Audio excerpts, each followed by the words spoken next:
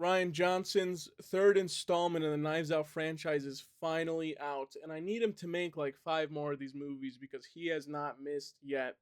Is the second one not the best out of the three? Sure. Is the first one clearly the best?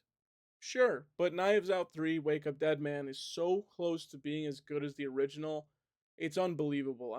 I'm giving Wake Up Dead Man a I almost said 3 out of 10, an 8 out of 10. I think it's unbelievable how close he's gotten to being as good as the first one with this one. It's really crazy because I didn't have much hope for this release.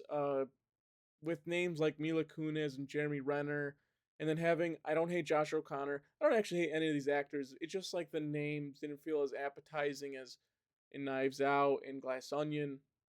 But Josh O'Connor being the lead character besides Daniel Craig, I was like, we'll see how this goes, I guess. And then Mila Kunis and Jeremy Renner, which I don't care for either of them to be honest, and I don't necessarily enjoy a couple of their performances here and there, but I think Ryan Johnson has got the best out of both of them. I think they're both great in this movie. Mila Kunis plays a great as like a detective cop. I think she's great. She's not in that many scenes either. I was scared she was going to take over. She doesn't. She lets Josh O'Connor and Daniel Craig do their fucking thing, which I love. Josh Brolin is also in this movie. You know me and Josh Brolin. I can't hate him. I think he's great. Him as the Mansoor, whatever the fuck he's called, he's unbelievable. Every time he's on that podium giving speeches or whatever, or doing his priest duty, he feels so powerful. I mean, Josh Brolin, he can convince like he can rule a country if he wanted to. Like his voice and the way he's able to inflect it so far and beyond the whole room is just unreal. Like Josh Brolin is great. Also his comedic bits with Josh O'Connor outside with the confessions, hilarious. Him and his masturbation stuff, just so great. This movie nails it on the comedy. Glass Onion I thought wasn't as funny as Knives Out 1. I think this is easily the funniest out of the trilogy. I think this movie's so fucking funny. It's unreal. I think there isn't like more than 5 minutes where you aren't laughing in this movie. It's crazy. Like I did not think this movie was gonna be that funny.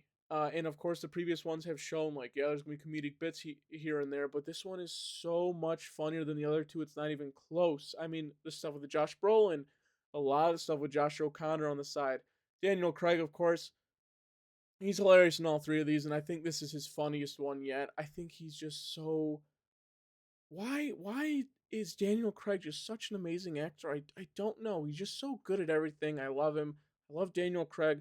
This is my favorite Daniel Craig role. I don't care if he was James Bond. This is the best thing he's ever done, in my opinion. I love Daniel Craig in these movies, and I think he nails it in this one too. Especially with the comedy taking over, I think he fits in so well in this movie, specifically out of the three of them. I think this might be my favorite Daniel Craig in any of these. That might sound crazy. I don't care. I don't care. That's the truth. Uh, Another thing I love about these movies is that they change the formula just a little bit every single movie, but it works and it feels different in every single movie. Knives Out felt like more like a Clue movie than these other two. Glass Onion was like a murder mystery. Who murdered? Was it Dave Bautista? I think it was. And then this one, it felt like a weird cultish whodunit movie. I fucking loved it, man. This is unbelievable. Do I wish they went more with the culty route for the church? Sure, but doing the individual route instead, I think worked out perfectly. Josh Brolin, not Mila Kunis, Jeremy Renner, Kerry Washington, Andrew Scott, Glenn Close. I mean, unbelievable. All of them were so great. Everyone in that church group was just unbelievable. I couldn't believe it, man. It is such a well acted movie. I'm not surprised. I think Ryan Johnson gets the best out of everyone. I haven't watched Star Wars was the Last Jedi in a while, so I can't really say if he did it there. But in Knives Out, I think he's done it in all three of his movies. I think he's gotten some of the best performances out of every single actor that's been in these movies, and that's why I'm so appreciative that he's taking these lesser names. Of course, he has Josh Brolin and Daniel Craig, but Josh O'Connor is the lead role.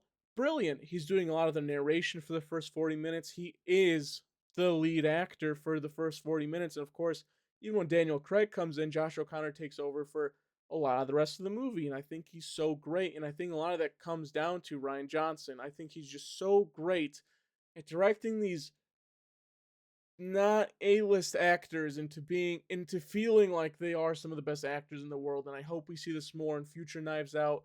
I used to say I want a Knives Out project where he has like a whole huge A-list cast and there's not a single like who's that on screen. You know everybody, but I think he is so great at lighting everyone up and showing how great everyone is as an actor. I mean, like I said, I don't really care for Mila Kunis, and I don't like a lot of her roles in movies, and I think it comes down to her acting and her career decisions, picking some weird projects to work with, but she's so amazing in this. I couldn't believe it. I loved Mila Kunis in this movie. I was really, really surprised. And Jeremy Renner, I don't really like him in a lot of movies, to be honest. I think Jeremy Renner was so great as playing like this depressed alcoholic divorcee guy. I mean, it's unbelievable, unreal.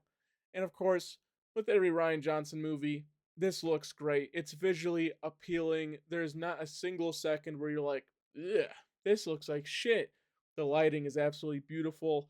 A lot of the still shots are stunning. You have a shot where Daniel Craig's sitting inside his church window, and you have the perfect reflection of like the red and blue.